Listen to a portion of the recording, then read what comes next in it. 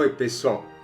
A Atlântida foi praticamente a primeira experiência densa da humanidade nesse nosso quarto sistema evolutivo. Eu digo a primeira porque, embora hajam citações a respeito do continente e civilização lemuriana que a antecedeu, é sempre bom lembrar que isso ocorreu num estágio em que o nosso planeta estava vivenciando sua fase astral, portanto não física. Embora alguns autores apontem que a raça lemuriana teria iniciado como astral e terminado como física, esse físico ao qual eles se referem ainda é um físico moldável e não totalmente denso como conhecemos atualmente, inclusive porque ainda não existia a gravidade do nosso planeta como a concebemos hoje.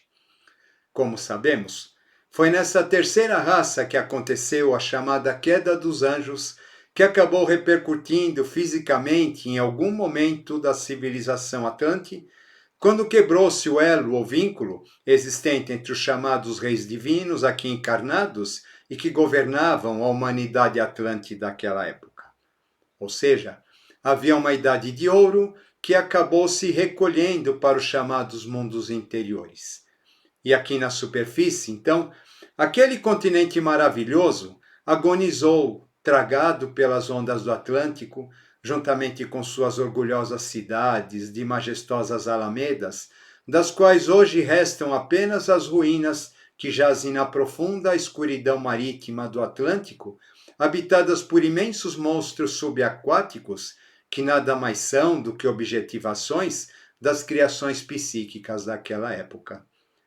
É interessante essa ligação entre a Atlântida e a água, como representação do plano astral instintivo, as emoções não sublimadas, o ego como fonte de todos os desequilíbrios. Lembremos sempre que tudo isso não passa de mitos, representações simbólicas de uma verdade que está muito mais acima da nossa compreensão.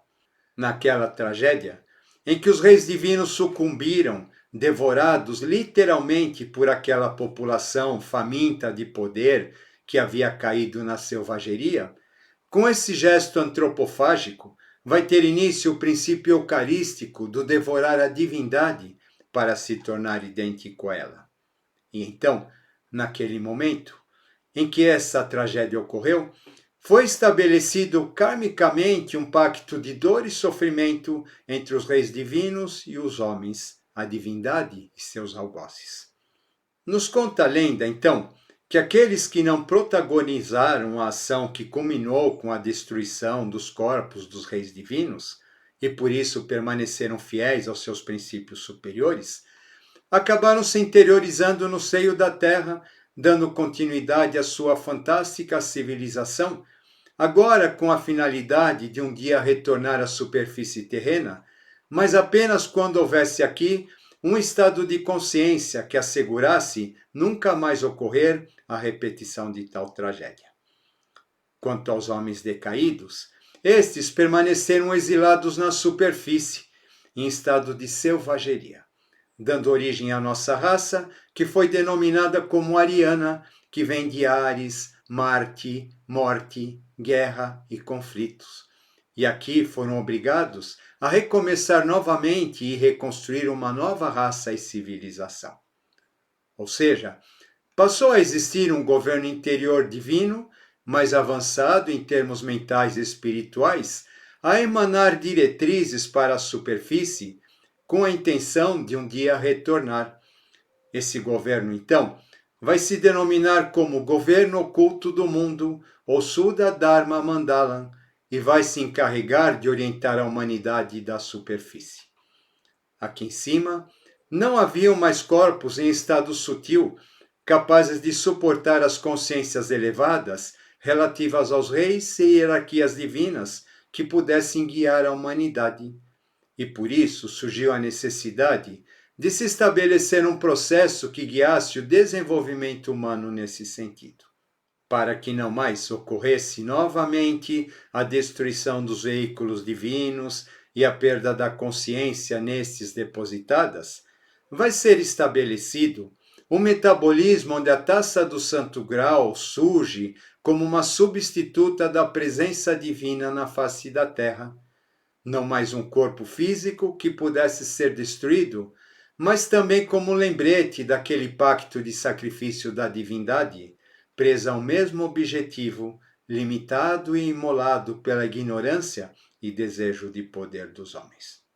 Com isso, surge o metabolismo provocado pela Eucaristia a partir do rito do Santo Graal, que, segundo a lenda, foi esculpida com a pedra que rolou da fronte do anjo rebelde quando ele caiu neste orbe, onde a Santa Taça passa então a ser ao mesmo tempo um depositório de todo o trabalho realizado e também a impulsionadora do ciclo seguinte, uma vez que nela já se encontravam depositados o sangue e lágrimas dos reis divinos vertidos naquela ocasião da queda atlante. Deste modo, aqueles fluidos recolhidos na Santa Taça naquela ocasião assinalavam um ponto de partida, de retomada daquele momento, ao mesmo tempo que permaneciam como vestígios da presença dos reis divinos na terra. Ou seja, onde essa taça estivesse, aquele potencial também estaria vibrando. Era uma ponte estabelecida entre o passado e o futuro, o céu e a terra. Por conta disso, o rito do Santo Graal, ou culto de Melquisedeque, de tempos em tempos surgirá na face da terra, sob a orientação dos mestres oriundos dos mundos interiores, para impulsionar a humana evolução, até que esta possa caminhar pelos seus próprios passos. Para que esses mestres, então, pudessem ser acolhidos e reconhecidos, bem como seus ensinamentos absorvidos, vão ser formados grupos aqui na superfície, ainda sob a tutela dos mundos interiores, onde, através de um determinado processo de autodesenvolvimento, os homens seriam orientados de modo a galgar pouco a pouco estados mais sutis de consciência, o que lhes permitiria dar suporte às manifestações divinas que eventualmente passariam a ocorrer aqui na superfície através dos avatares. E esses grupos vão acabar sendo detentores da ciência e conhecimento da Idade de Ouro, denominada sabedoria oculta ou iniciática das idades, já que onde eles estivessem, ali estaria também um fragmento dos esplendores divinos de outrora. Mas, para que pudessem ser aceitos, aqueles que se propusessem a ser membros desses grupos precisavam se mostrar merecedores e dignos de tais privilégios. Para isso, então, haveriam de passar por um processo seletivo, baseado em duras provas morais, físicas e espirituais, onde provariam ser merecedores de tal missão. E assim foram constituídas as bases das chamadas ordens iniciáticas. Acreditava-se que, deste modo, e aos poucos, através desse caminho lento, a humanidade iria recuperando seu estado primordial perdido na Atlântida, o que possibilitaria o retorno da chamada Idade de Ouro aqui na superfície. Mas é claro que a divindade sempre está ingenuamente acreditando demais nos homens e acreditando que estes jamais a deturpariam. Uma vez estando, então, esse grupo devidamente preparado, haveria condições de receber um avatar em seu seio e com ele a taça do Graal, já que tal preparo seria capaz de oferecer apoio e ao mesmo tempo suporte e proteção a esse avatar, para que este, quando se manifestasse, tivesse o escudo de tal grupo, que serviria também como propagador de seus ensinamentos, sem deturpá-lo. E essa manifestação acabaria então promovendo uma espécie de alquimia, tanto física quanto espiritual naquele grupo. Alquimia física a ponto de propiciar a formação de uma nova raça mais desenvolvida, e espiritual, capacitando as bases para o aparecimento de uma nova era capaz de trazer ao mundo de volta a Idade de Ouro. E isso, então, se irradiaria para toda a humanidade, que dessa maneira teria saltos de consciência. Uma vez realizado esse trabalho, o resultado seria depositado novamente nessa sagrada taça para dar suporte a futuras manifestações dos avatares, que nada mais são do que projeções de consciência do Rei do Mundo, ou seja, de Melquisedeque. Aí então, depois de muito tempo, quando chega o avatar seguinte, através desse metabolismo do rito do Santo Grau, este entra em contato com todo o potencial realizado pelo avatar anterior, que ali foi depositado, e parte então daquele ponto para subir mais um degrau evolutivo, sempre contando com o suporte desse grupo que lhe antecede, lhe dá suporte, e com o qual existe um pacto espiritual, o que, de certa maneira, acaba constituindo a chamada corte do Avatar. Quando o Cristo se manifestou, ocorreu então esse processo. O grupo em questão, que deveria lhe dar suporte, era a Ordem dos Essênios Cabalistas, que já havia sido constituída desde os tempos do faraó Akhenaton, onde foram fundadas duas ordens, a Maçonaria e a Rosa Cruz. E entre esse grupo de curadores e terapeutas, Joshua encontrará suporte para realizar a sua missão aqui na face da terra. Dentre aqueles que o acompanhavam estavam José de Arimateia e Nicodemos, que seriam supostos guardiões da taça do Santo Grau, que será usada na última ceia, onde é revivida a tragédia Atlante, ao se dizer as palavras: tomai e bebei, este é o meu sangue, tomai e comei, este é o meu corpo. Com a tragédia do Gólgota, aquela missão foi interrompida, o sangue do Cristo acabou vertido para a taça pela ação da lança de Longinos, juntamente com as lágrimas vertidas pela sua dolorosa mãe.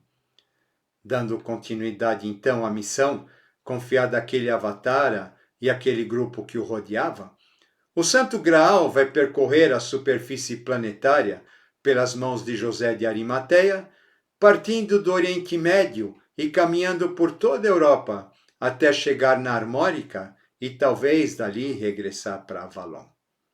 E no meio desse percurso, conforme o grau ia caminhando em sua demanda, iam sendo fundadas ordens com os compromissos de promover o despertar das consciências daqueles povos por onde a Santa Taça passava. E essas ordens vão ter seu ápice principalmente durante o medievo, com várias tônicas e finalidades. O que vai, de uma certa maneira, evitar que a ignorância e a superstição católica inquisidora mantivessem a consciência da humanidade aprisionada na noite escura que foi a Idade Média. E elas, então, vão se manifestar através dos construtores, erguendo as grandes catedrais, ou através dos bardos e menestréis, que com suas trovas e músicas de aldeia em aldeia e cidade em cidade, levavam às pessoas o conhecimento oculto através do simbolismo das histórias da literatura cavalheiresca. Ou através das ordens militares, que atuaram nas cruzadas, por exemplo, e que na verdade acabaram despertando espiritualmente vários seres, entre os quais São Francisco de Assis, abrindo as portas da Europa para as culturas orientais, sem contar as questões dos cavaleiros templários, que chegaram a ser mais poderosos que a própria Igreja. Ou seja, não fosse a ação de tais ordens, com certeza ainda estaríamos num estágio bem mais atrasado em termos de consciência como humanidade. Por isso, não existe uma ordem especial a ser mencionada, mas sim a ação conjunta desse movimento. No decorrer da história, essas ordens então vão aparecendo e desaparecendo, nascendo e morrendo, morrendo e renascendo umas das outras, assim como a pele que uma serpente deixa para trás. Embora a pele seja diferente, a serpente continua a mesma, e cada pele vai ter um diferente nome designativo. Uma vez, quando eu estava entrando em uma dessas ordens iniciáticas, cheguei a comentar com uma cliente a respeito dessa questão. Mas assim, jamais dizendo a ela que eu participava de uma ou pretendia, já que naquele tempo essas coisas eram bem reservadas. A gente não falava, contrariamente aos dias de hoje, onde só falta as pessoas tatuarem na testa dizendo pertencer a esta ou aquela ordem. E ela acabou me dando uma resposta bastante intrigante. Ela me disse o seguinte: para mim, essas ordens são um modo que a estrutura medieval de transmissão de conhecimento encontrou para sobreviver.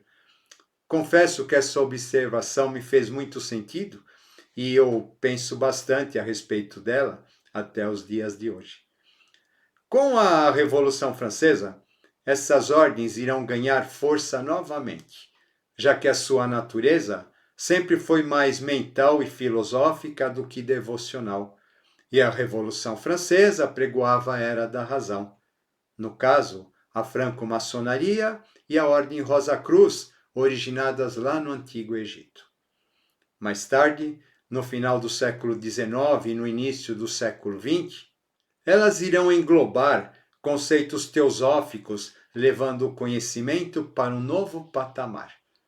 Então temos, além das ordens maçônicas renovadas dentro de outros ritos, como o rito escocês antigo e aceito, por exemplo, o rito moderno e o rito adoniramita, a Ordem da Estrela, que foi dissolvida por Krishnamurti, a Golden Dawn, e nesse contexto vai surgir a Amorque, fundada pelo Spencer Lewis em 1917, sob a orientação da Annie Besant, e a Dharana, Sociedade Mental Espiritualista, fundada pelo professor Henrique José de Souza, aqui em Niterói, que acabou desembocando em outras ordens que transpassaram o século XX, chegando até os nossos dias.